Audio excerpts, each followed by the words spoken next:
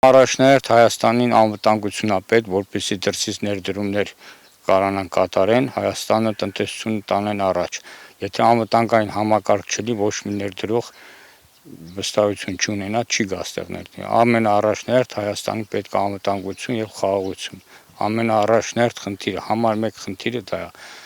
Հետո նրանից հետո տնտեսությունը կամանցից պետք է դրսից ներդրումներ կարողանան բերեն, թե գյուղատնտեսության, թե քաղաքում ինչ-որ զավոդներ կամ ինչ-որ այլ հիմնարկ ձեռնարկություններ հիմնեն, որպեսզի կարողանան Հայաստանի տնտեսությունը առաջ տանեն։ Դրանք են մարտահրավերներն, նենց չի, որ ասենք մենակ գյուղատնտեսության հետ կապված չի։ Ամեն ինչը մեկը մյուսով կապված է։ Եթե գյուղացին մշակում է, քաղաքացին այդ ֆինանսը չունի, որ կարողանա կնի այդ ապրանքը, դե բնականաբար մեկը մյուսով ազդում է։ Պետք է դա աշխատատեղը լինի, որ մեկը մյուսի հետ կապված են, սա շահ կապված են։ 50%-ով լավացել է դեպի մարդու ֆինանսն է լավացել, թե մարդու կյանքի որակը որն է։ Եթե գնաճի հետ համեմատենք, ո՞նց կարա լավացած լինի։ Կարող է 10,000 աշխատավարձ բարձրացրած լինեն, բայց գնաճը ավելի շատ է ելել։ Էլ ո՞նց կարա լավանա։ Փոփոխություններ, որ ասես չի ելել, կա, եղել է։ Բայց նաև կան ինչ-որ տեղերում շատ բյուրոկրատական քաշքշուկներ։ Օրինակ, ասենք հողի հետ կապված, ասենք կադաստրային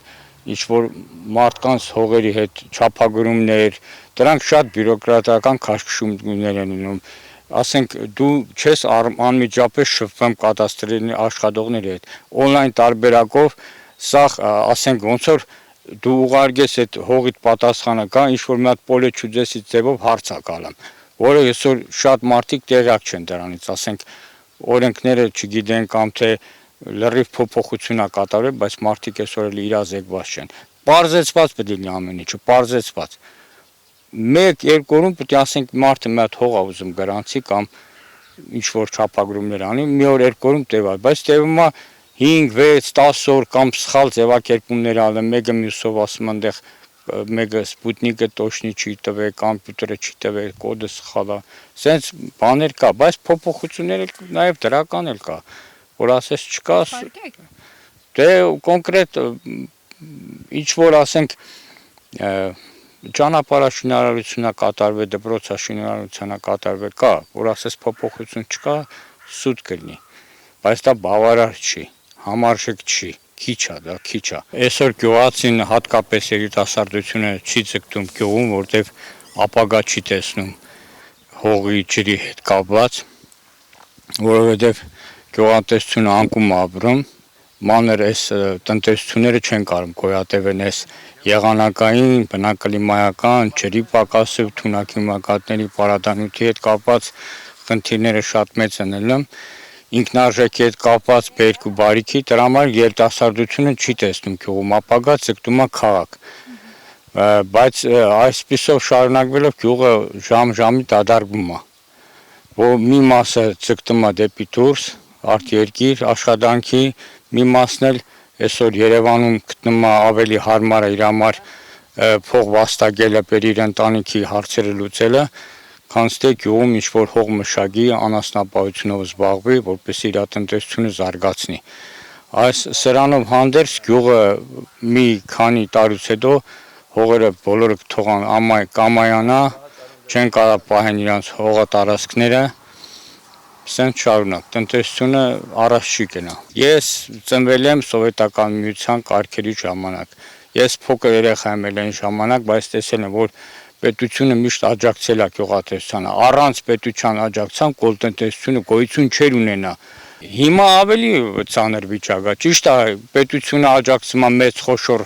խոշորացման, կոոպերատիվացման, բայց սենց մանր տնտեսությունների վրա ուշադրություն չի դարձնում։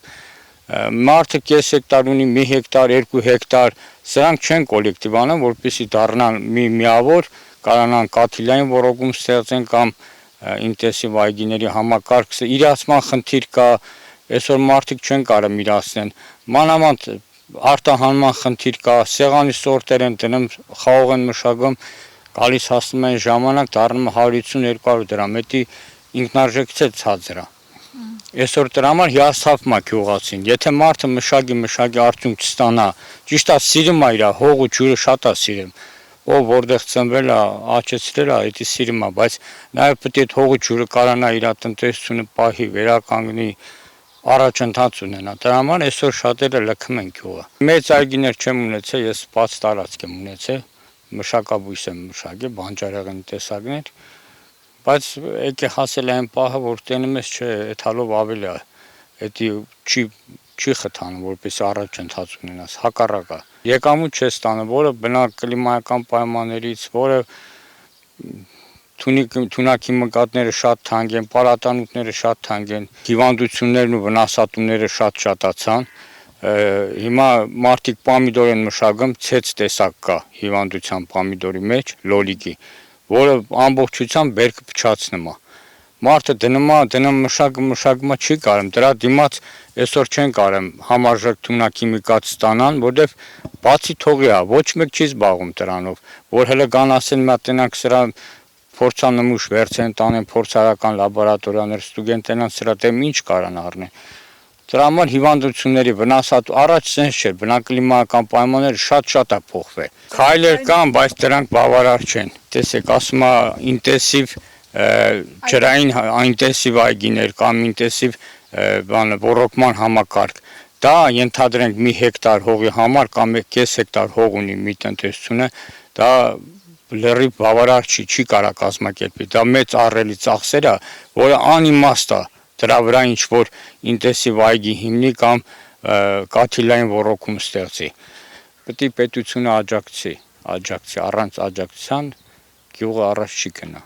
Ինչքան էլ գյուղացին ճիշտ է պետք է չարչարվի աշխատի իր հողի վրան, բայց առանց պետության աջակցության գյուղը գյուղ չի դառնա։